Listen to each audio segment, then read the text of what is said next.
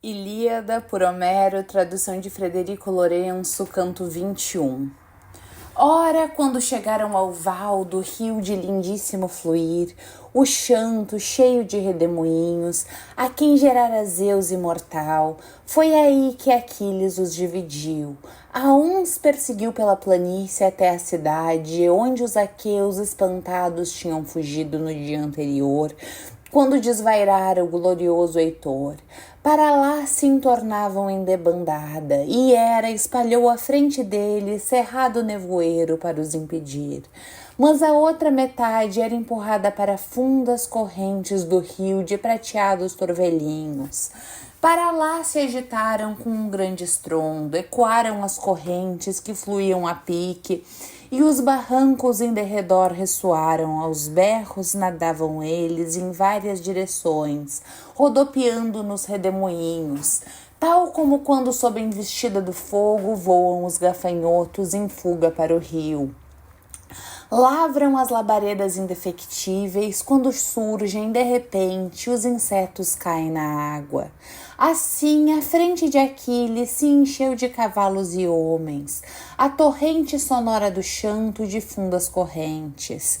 Em seguida, o herói gerado por Zeus deixou a lança na ribeira, inclinada contra um tamarindo, e mergulhou como um deus, segurando apenas a espada, planejava no espírito trabalhos ruins. Pôs-se a dar golpes com a espada a voltas do rio. Surgiram gritos pavorosos dos que ele feria, e a água ficou vermelha de sangue. Tal como quando um golfinho grande cedáceo, os demais peixes fogem para encher os recessos de um porto de bom ancoradouro, aterrorizados, pois sofregamente ele devorara tudo que apanha. Assim os troianos caíam nas correntes terríveis do rio, sob os barrancos escarpados, e Aquiles, quando se fartou da matança, tirou vivos do rio 12 mancebos, o preço do morto Patroclo, filho de Menécio. Levou-os de lá, assarapantados como gamos, e atou-lhe as mãos atrás com as belas correias, que eles traziam como adereços nas túnicas bem tecidas, e deu-os aos amigos para os levarem para as naus recurvas. Depois se lançou de novo, ávido de mais morticínio. Foi então que deu de cara com um filho de Príamo Dardânio fugindo do rio, Licaon, a quem outrora Aquiles tomara força no pomar de seu pai, quando lá caminhava a meio da noite. O jovem cortava com o bronze afiado vergônteas de figueira selvagem, rebordo para o seu carro.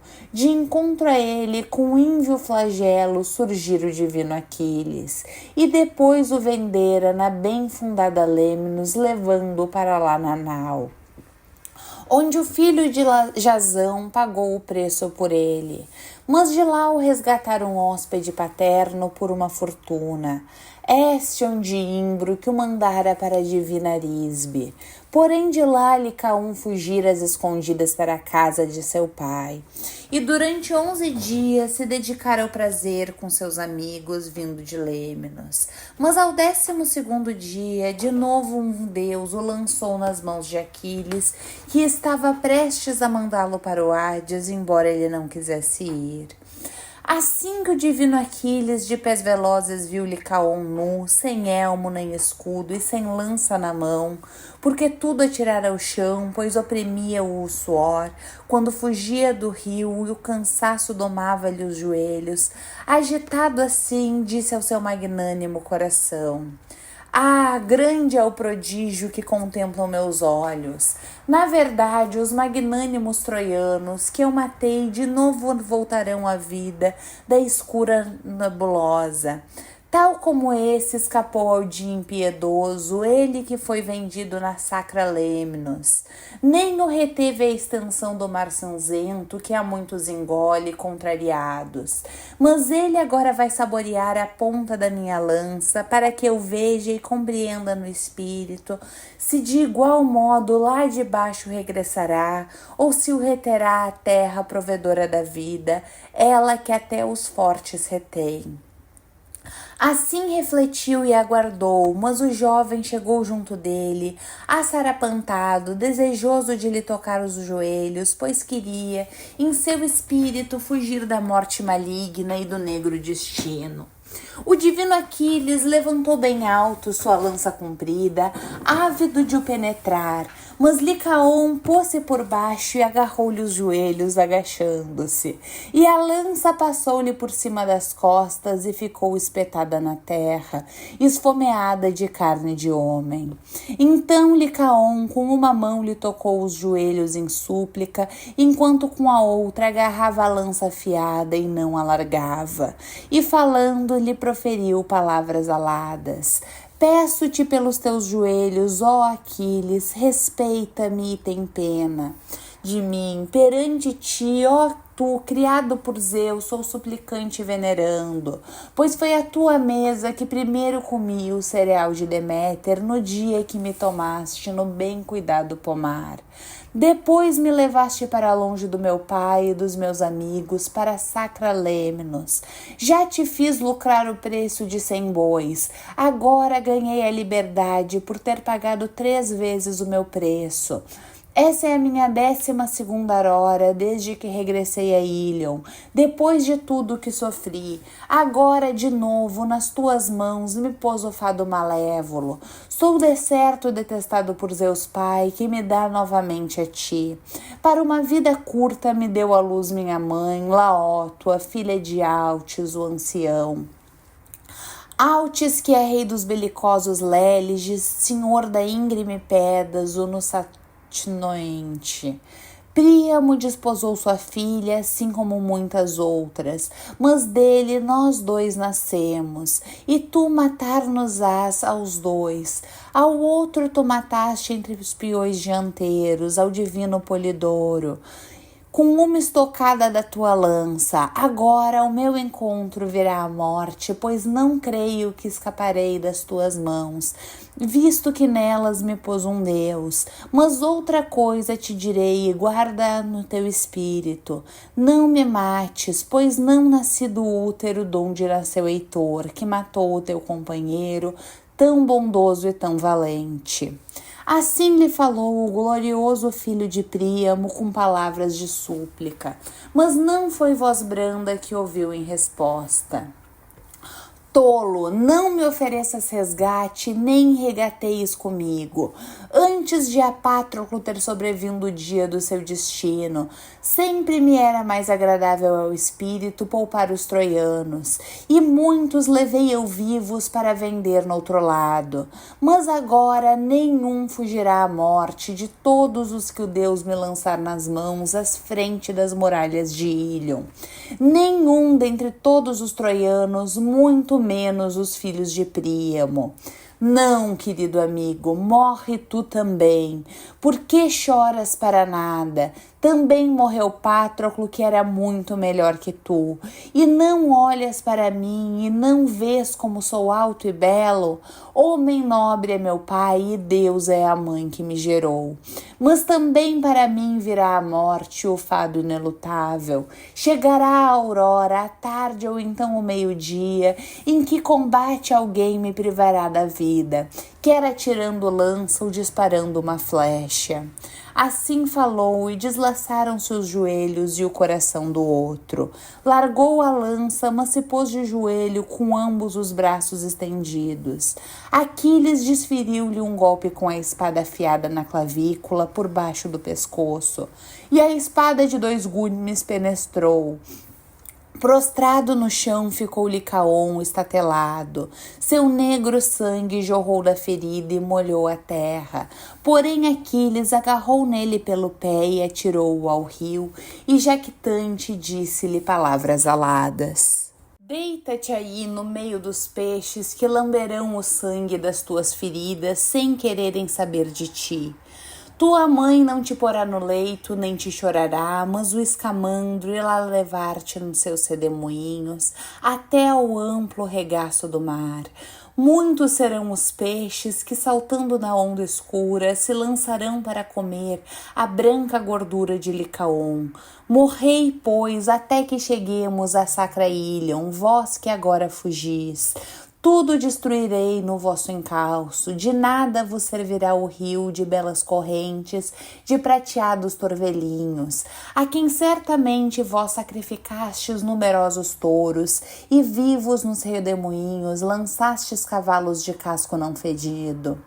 Mas mesmo assim morrereis uma morte ruim, até que todos me pagueis a morte de Patroclo, e o sofrimento dos aqueus que chacinastes junto das naus velozes, quando longe me mantive. Assim falou, e o rio enfureceu-se ainda mais no coração, e cismou no espírito como poderia pôr cobro à labutação do divino Aquiles, e assim afastar os troianos da desgraça.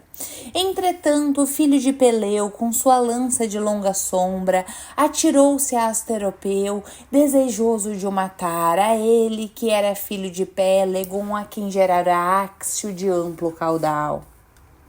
E Periba, a mais velha das filhas de Aquessa, Ameno. Foi com ela que o rio de fundas correntes se deitou em amor.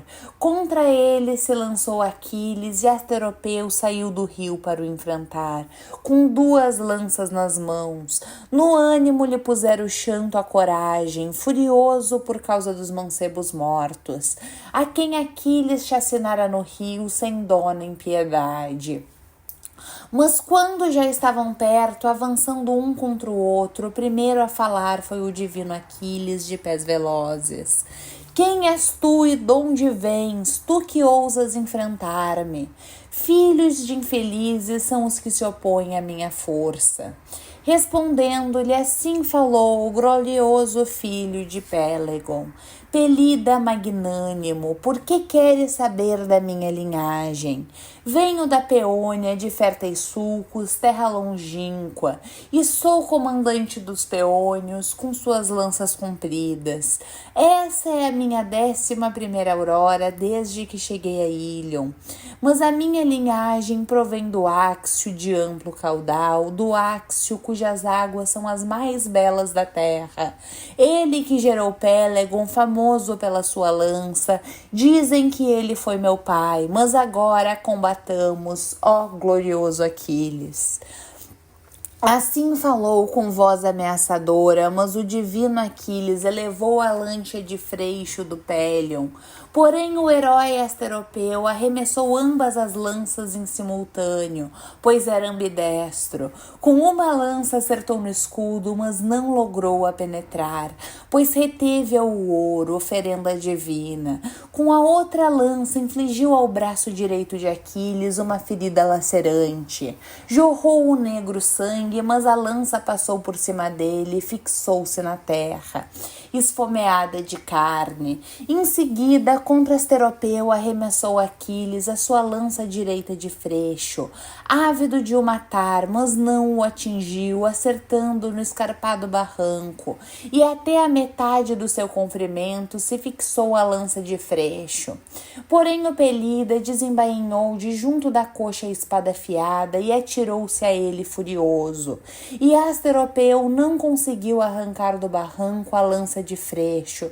Com sua mão possante, 3 vezes a fez estremecer na sua vontade de a arrancar. 3 vezes desistiu do esforço. A 4ª vez queria no ânimo dobrar e quebrar a lança de freixo do Eácida, mas antes que tal acontecesse, aproximou Aquiles e matou-o. Desferiu-lhe um golpe no ventre, junto do umbigo, e todas as vísceras se entornaram no chão. A ele que ofegava, veio a escuridão cobrir-lhe os olhos. Aquiles saltou-lhe por cima do peito e despojou-o das armas com palavras ufanas. Jaz aí assim, difícil é pelejar contra os filhos do forte Crônida, mesmo para alguém cuja linhagem provém de um rio. Declarastes que era descendente de um rio de amplo caudal, mas eu afirmo ser da linhagem do grande Zeus. O pai que me gerou é um dos reis numerosos Mirmidões. Peleu é ácida, e Aeaco foi gerado por Zeus, tal como mais forte é Zeus do que os rios que murmuram até o mar. Mais forte é a linhagem de Zeus do que a dos rios, pois aqui junto de ti está um grande rio, se é que ele servirá de alguma coisa.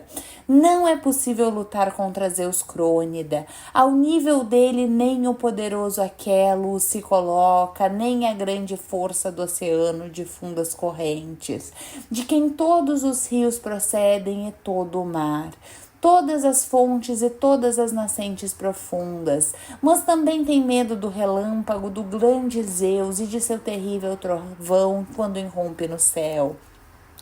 Assim falou e do barranco tirou a lança de bronze, deixou Asteropeu onde estava, depois de o ter privado da vida, jazente no areal, e a água escura veio molhá-lo. À volta dele se afadigaram as enguias e os peixes, arrancando e rasgando a gordura dos seus rins. Porém Aquiles foi atrás dos senhores de carros de combate, os peônios que estavam aterrorizados no rio redemoinhante, após terem visto o melhor deles em potente combate a ser subjugado pelas mãos e pela espada do Pelida. Foi aí que ele matou Tersíloco e Medon e Estípilo, Mneso e Trásio e Énio e Ofelestes, e mais peônios teria o veloz Aquiles chacinado, se não tivesse se enfurecido o rio de fundos torvelinhos. Assumindo forma humana, o fez soar uma voz do redemoinho. Ó Aquiles, aos homens superas a força e no mal que praticas, pois permanentemente os próprios deuses te prestam auxílio. Se te concedeu o Crônida chacinares todos os troianos, ao menos escorraça-os para fora da minha corrente e pratica a carnificina na planície. Minhas correntes amoráveis estão cheias de cadáveres, nem consigo derramar minhas águas no mar divino, pois está tudo entupido com corpos que tu mataste sem piedade. Agora deixa-me em paz, o espanto me domina, ó Senhor das hostes. Respondendo-lhe, assim falou Aquiles de pés velozes. Que assim seja, ó Escamandro, criado por Zeus, como ordenas, mas não cessarei de chacinar os presunçosos troianos, até que os tenha encurralado a todos na cidade, posto Heitor à prova corpo a corpo, e ver se me subjugará ou eu a ele. Assim dizendo, arremeteu contra os troianos como um deus, e logo a Apolo disse o rio de fundos torvelinhos. Ah, senhor do arco de prata, filho de Zeus, não obedeceste às ordens do Crônida, que te disse para com afinco protegerdes e estares ao lado dos troianos, até que sobrevenha a estrela tardia da tarde e a terra de férteis sulcos cubra a escuridão.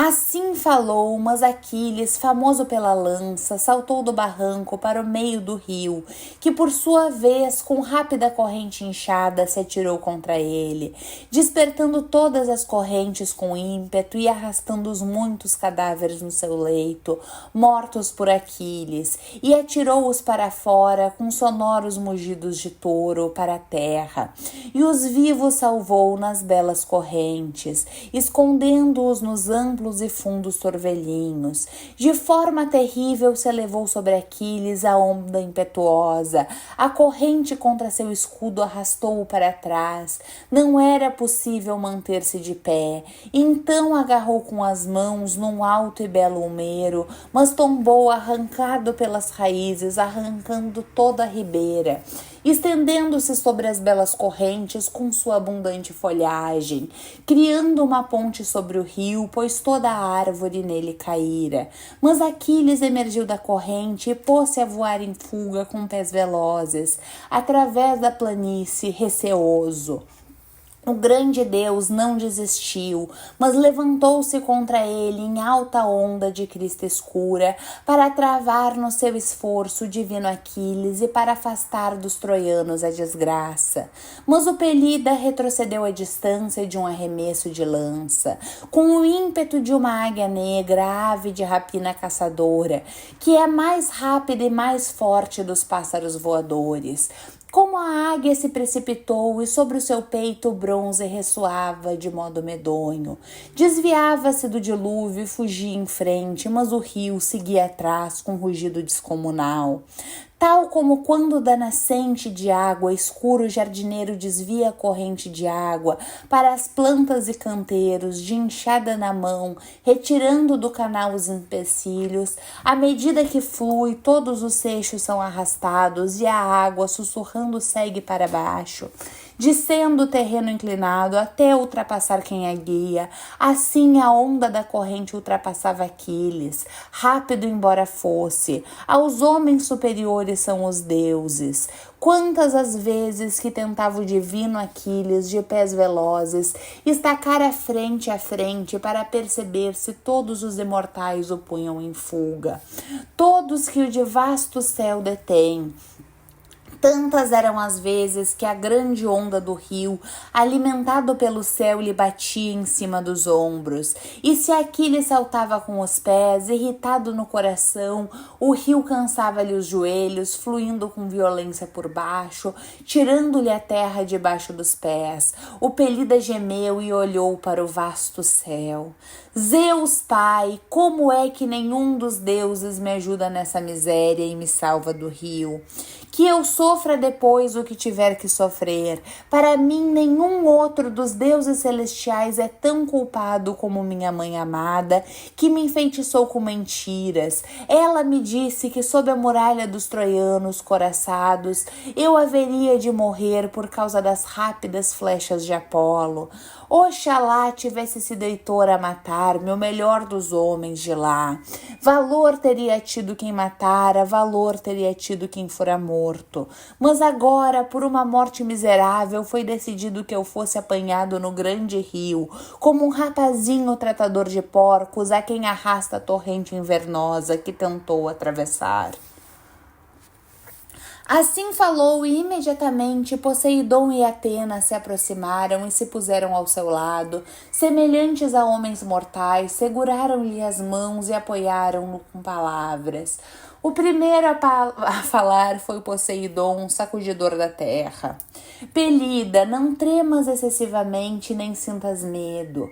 Nós somos da parte dos deuses teus coadjuvantes. Com consentimento de Zeus, eu próprio e Palas Atena, não está fadado que tu pereças por causa do rio. Rapidamente ele desistirá e tu próprios o saberá. Sabiamente te aconselharemos se nos escutares. Não faças tua mão cessar da guerra maligna, até que dentro das célebres muralhas de Ílion tenhas encurralado a hoste dos troianos que foge de ti. E tu, depois de teres matado Heitor, volta de novo para as naus. Conceder-te-emos que ganhes a glória. Depois que assim falaram, partiram ambos para junto dos imortais. Ele seguiu o caminho, muito encorajado pelas palavras dos deuses, em direção à planície. E todo o terreno estava inundado de água, muitas belas armaduras de mancebos dizimados da batalha e muitos cadáveres flutuavam. Mas alto levantou ele os joelhos, avançando direto contra a corrente, e nem o conseguiu reter o rio de amplo caudal, pois grande força lhe insuflara Atena. Mas o escamandro não diminuiu sua raiva, mas enfureceu-se ainda mais contra o Pelida. Elevou-se até formar com a corrente uma onda de alta crista e chamou com um brado pelo Simoente. Querido irmão, retém ambos a força deste homem, visto que vai rapidamente destruir a grande cidade do rei Príamo. Os troianos não serão capazes de lhe resistir no combate, mas vem ajudar-me depressa e enche as tuas correntes com águas das nascentes, e desperta todas as torrentes, faz levantar uma onda enorme, e cria imenso turbilhão de árvores caídas e de pedra, para pararmos esse homem feroz que agora prevalece. Disposto até a competir com os deuses, pois afirmo que a sua força e a sua beleza nada lhe servirão, nem as belas armas que talvez venham a jazer no fundo da lagoa cobertas de lama. E ao próprio Aquiles eu cobrirei com areia e verterei por cima dele quantidades incontáveis de seixos, e nem os aqueus saberão onde recolher seus ossos, com tal fundura de lama eu cobrirei, pois aqui mesmo será a sua sepultura e não precisará de um túmulo elevado, quando os aqueus lhe fizerem o funeral. Assim disse e atirou-se impetuoso sobre Aquiles, caindo-lhe de cima e espumando de escume de sangue de cadáveres. A onda purpúrea do rio, alimentado pelo céu, elevou-se sobre ele, e estava prestes a engolir o Pelida, mas Hera gritou alto, receosa por causa de Aquiles. Não fosse o grande rio de fundas correntes arrastá-lo, e logo disse a Hefesto, seu filho amado: levanta-te, ó pé manco, ó meu filho, pois foi contra ti que decidimos que o Xanto se oporia em combate. Presta auxílio rapidamente e faz lavrar tuas chamas abundantes. E eu própria farei levantar o Zéfiro e o branco Noto, para que soprem do mar com terrível rajada de tempestade, para que se queimem os troianos mortos e as suas armas, empurrando em frente a chama maligna. Mas tu, junto das margens do Xanto, queima as árvores e lança-lhe o fogo. Não deixes que te demova com palavras suaves ou com ameaças, e não ponhas cobro à tua fúria até que eu dê sinal com um grito. Então poderás acalmar teu fogo indefectível. Assim disse, e Hefesto ateou seu fogo sobrenatural. Primeiro surgiu o fogo na planície e queimou os mortos numerosos que ali jaziam, chacinados por Aquiles. Toda a planície ficou ressequida, a bela água impedida. Tal como quando ficou na época do ceifo bórea seca, um pomar há pouco irrigado, e alegra-se o cavador. Assim ficou seca toda a planície e os mortos foram queimados. Mas depois virou a chama brilhante contra o rio. Arderam os ulmeiros e os chopos e os tamarindos, arderam o lodão e os juncais e a junça, que crescia com abundância à volta das belas correntes do rio. Muitos sofreram as enguias e os peixes nos torvelinhos estribuchavam para cá e para lá nas correntes, atormentados pelo sopro do ardiloso Hefesto. A força do rio estava a arder e falou-lhe pelo nome. Hefesto, não há entre os deuses quem contigo rivalize. Não combaterei contra ti, que lavras com fogo ardente. Desiste do conflito. Quanto aos troianos, que para a cidade os empurra então já o divino Aquiles.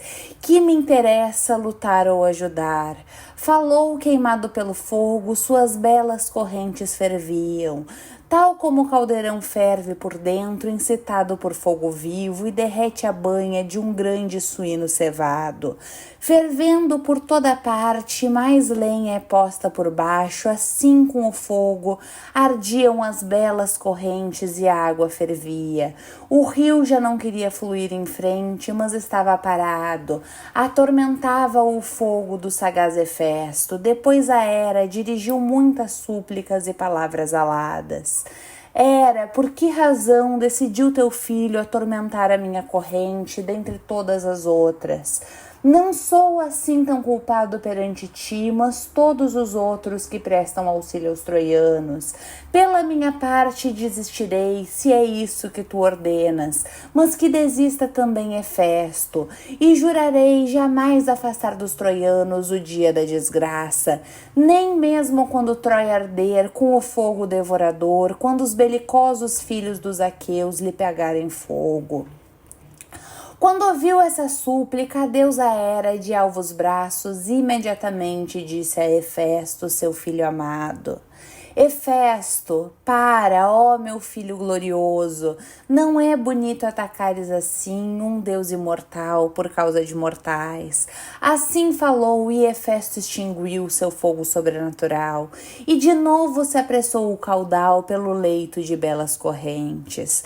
Depois que foi domada a fúria de Xanto, ambos desistiram do conflito, pois Hera os impedira, zangado embora estivesse. Mas sobre os outros deuses se abateu a discórdia pesada e terrível, e duplamente se dividiu seu espírito. Caíram uns sobre os outros com enorme bramido, e a terra ressoou. O grande céu ecoou com som de trombetas, Zeus ouviu, sentado no Olimpo, e riu-se seu coração de alegria quando viu os deuses lutando um contra os outros. Eles já não se abstinham. Quem deu início à luta foi Ares, perfurador de escudos, e atirou-se contra Atena, segurando a bronze e a lança, com palavras insultosas. Por que razão, ó carraça, arrastas os deuses para a luta, com tua feroz audácia incitada por teu altivo coração?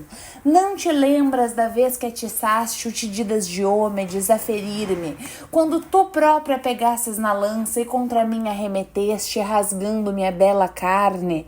Creio que por isso pagarás o preço do que fizeste.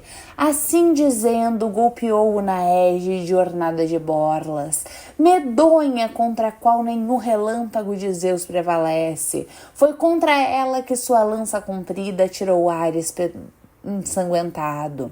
Mas Atena recuou e com mão firme agarrou num pedregulho que jazia na planície, lacerante, negro e pesado, que outrora os homens colocavam no limite das propriedades. Com ele atingiu o célere Ares no pescoço e deslaçou-se-lhe os membros. Tombado, ocupou ele 7 geiras de terreno. Os cabelos ficaram sujos de pó e as armas ressoaram. Riu-se Palas Atena, que ufana lhe dirigiu palavras aladas. Estulto, ainda não percebeste que muito mais forte declaro eu ser?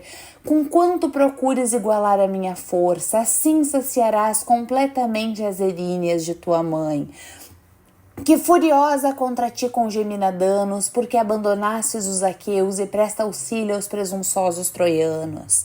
Assim falando, desviou dele seus olhos brilhantes, mas a Ares tomou pela mão a filha de Zeus, Afrodite, e levou-o enquanto ele gemia profundamente.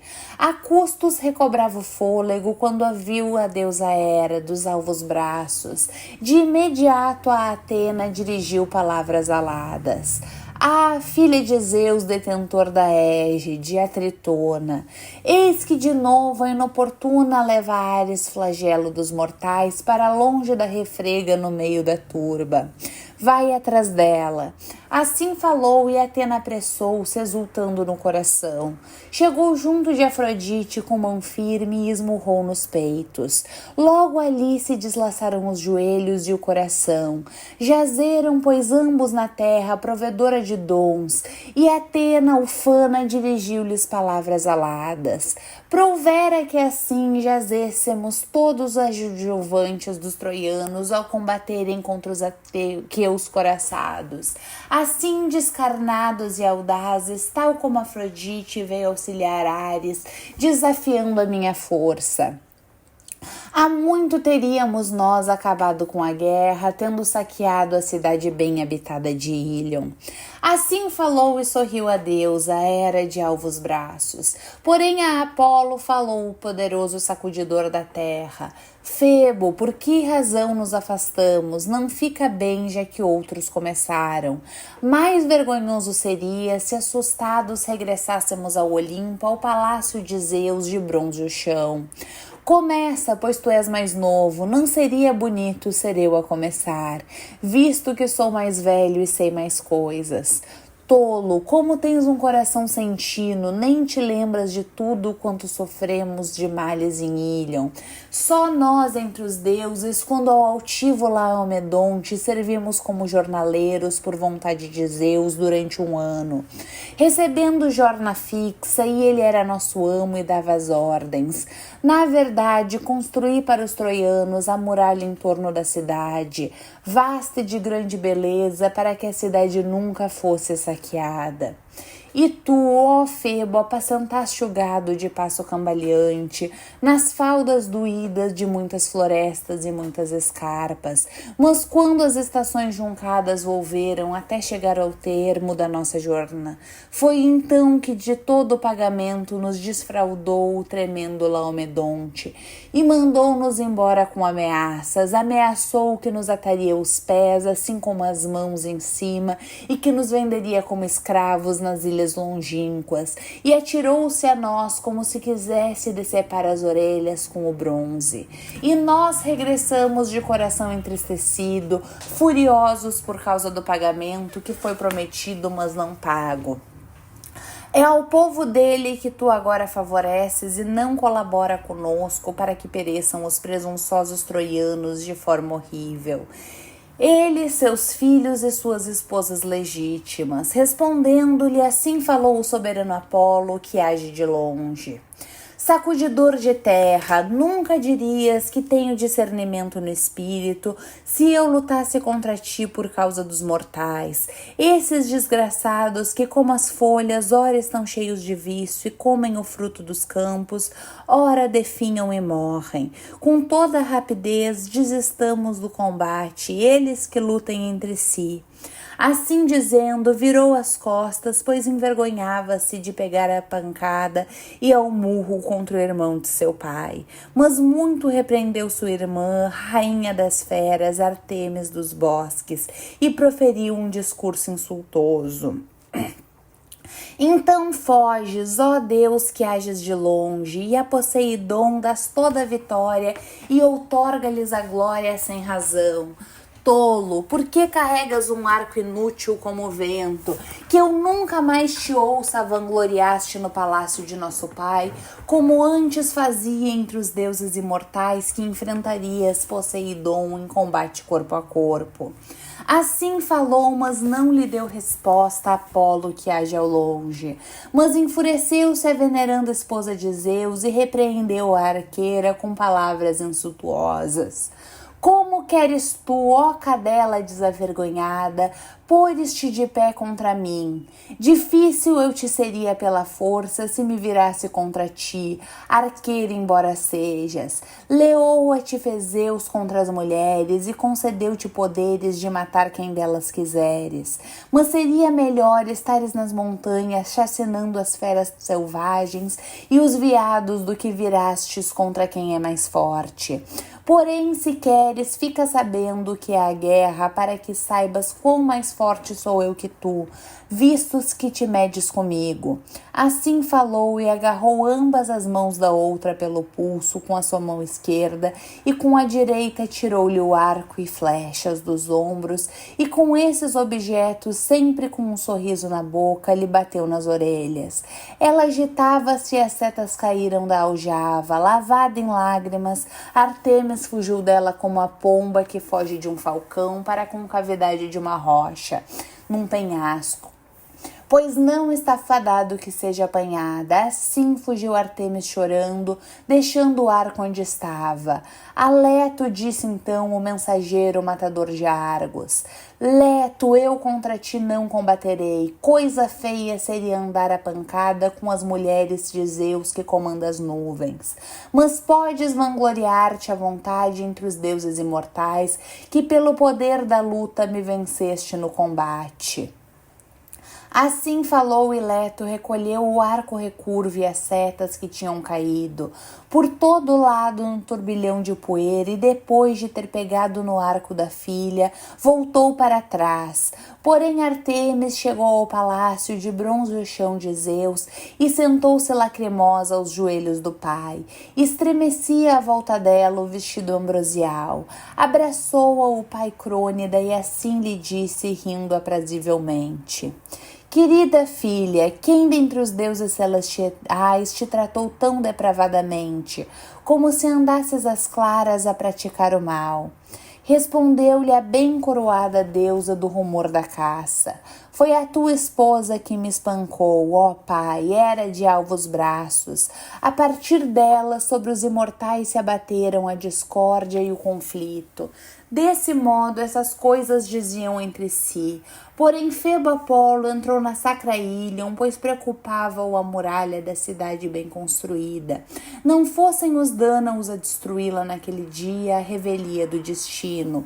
Os outros deuses que são para sempre foram para o Olimpo, alguns enfurecidos, outros em grande exultação.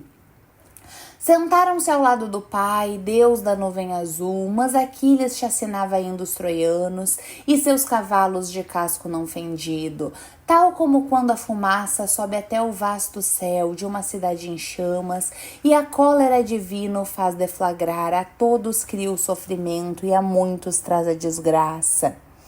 Assim Aquiles causava sofrimento e desgraça aos troianos.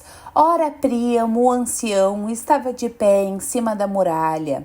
Discerniu o portentoso Aquiles, também viu que por ele os troianos eram perseguidos em fuga, e não havia auxílio possível. Com um gemido, desceu ao chão da muralha e gritou aos ilustres guardiões ao longo do muro: Mantende nas mãos os portões abertos até que as hostes espavoridas entrem na cidade. Na verdade, eis aqui Aquiles que os persegue de perto. Penso que coisa horrenda irá acontecer, porém assim que tiverem entrado, descansados na muralha, de novo fechai os portões duplos bem ajustados. Tenho medo que aquele homem mortífero salte a muralha. Assim falou, e eles destrancaram os portões e tiraram os ferrolhos, e os portões abertos trouxeram a luz da salvação. Porém Apolo saltou para enfrentar Aquiles, de modo a afastar a ruína dos troianos, que fugiam diretamente para a cidade, sua alta muralha, oprimidos pela sede, todos sujos do pó da planície. E Aquiles pressionava-os com a lança, e no coração sempre dominava a insânia feroz, louco para obter a glória. Então teriam os filhos dos aqueus tomado Troia dos altos portões, se Febo Apolo não tivesse incitado o divino Agenor, filho de Antenor, homem irrepreensível e possante.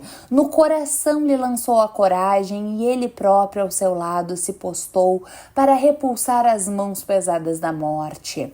E Apolo reclinou-se contra o cavaleiro, envolto em denso nevoeiro. Ora, quando Agenor se apercebeu de Aquiles, saqueador de cidades, estacou, e muitas coisas no coração cismou sombriamente. Em grande agitação, assim disse a seu magnânimo coração: Ai de mim, se eu fugir à frente do potente Aquiles, para lá onde os outros fogem espavoridos, irá tornar-me mesmo assim e chacinar-me como covarde. E se eu deixar que esses sejam perseguidos pelo pelido Aquiles, e com os pés fugir a Lures para a planície de Ílion, para chegar às faldas do Ida, para me esconder nas matas. Ao fim da tarde poderia depois banhar-me no rio para me refrescar do suor e depois voltar a Ílion. Mas por que razão o meu ânimo assim comigo dialoga? Que Aquiles não me veja desviando-me da cidade para a planície, que correndo atrás de mim não me ultrapasse com seus pés velozes. Então já não será possível escapar à morte e ao destino, pois é sobremaneira possante entre todos os homens. Todavia, se eu saísse à frente da cidade para o enfrentar, também a carne dele poderá ser penetrada pelo bronze afiado. Ele só tem uma vida e os homens consideram-no mortal. Porém Zeus Crônida lhe outorga a glória. Assim dizendo, ficou à espera de Aquiles. Dentro dele, seu coração valente estava ávido de combate e de peleja. tal como a fêmea do leopardo que sai de um denso matagal para enfrentar um caçador e seu ânimo não estremece nem sente medo, ainda que ouça o ululante latir dos cães, e mesmo que o caçador se antecipe e a fira com a lança ou seta, até mesmo golpeada pela lança não desiste da fúria, até se atirar a ele ou ser morta. Assim o filho altivo de Atenor, o divino Agenor, não quis fugir antes de pôr à prova Aquiles, mas segurou à frente o escudo bem equilibrado e apontou a lança contra Aquiles, assim gritando: Aventuras espera em teu espírito, ó glorioso Aquiles, saquear nesse dia a cidade dos altivos troianos. E estulto, muitas serão as dores por causa dela, pois lá dentro somos muitos e valorosos homens que perante os pais amados, as mulheres e os filhos protegemos Ílion. Tu é que aqui encontrarás a morte, por mais terrível que sejas e audaz guerreiro. Assim falou e com a mão pesada arremessou a lança aguçada e acertou-lhe a canela. Debaixo do joelho, não falhou, e por cima dele é que nem de estanho, de forja recente, ressoou de modo medonho. Mas o bronze saltou para trás e não penetrou, pois o presente do Deus o reteve. E por sua vez arremeteu o Pelida contra o divino Agenor. Mas Apolo não lhe permitiu que granjeasse a glória, mas arrebatou Agenor, envolto em denso nevoeiro, e mandou-o embora da guerra para seguir seu caminho. Pelo dolo, Deus manteve longe do povo Pelida, e Apolo, em tudo semelhante ao próprio Agenor, postou-se perante os pés de Aquiles, que se atirou a ele para o perseguir. Enquanto ele perseguia pela planície dadora de trigo, Apolo desviou-o para o rio escamando de fundos torvelinhos, indo sempre um pouco à sua frente. Pelo dolo enfeitiçava o Apolo, pois Aquiles esperava sempre apanhá-lo na corrida. Entretanto, os outros troianos, espavoridos, entraram em multidão na cidade. Aliviados, a cidade encheu-se deles. Já não ousavam esperar uns pelos outros fora da cidade e da muralha, para descobrirem quem tinha escapado e quem morrera na guerra, mas entornaram-se às pressas para dentro da cidade, todos a quem pés e joelhos salvaram. Fim do 21º canto, volta assim que possível com o 22º.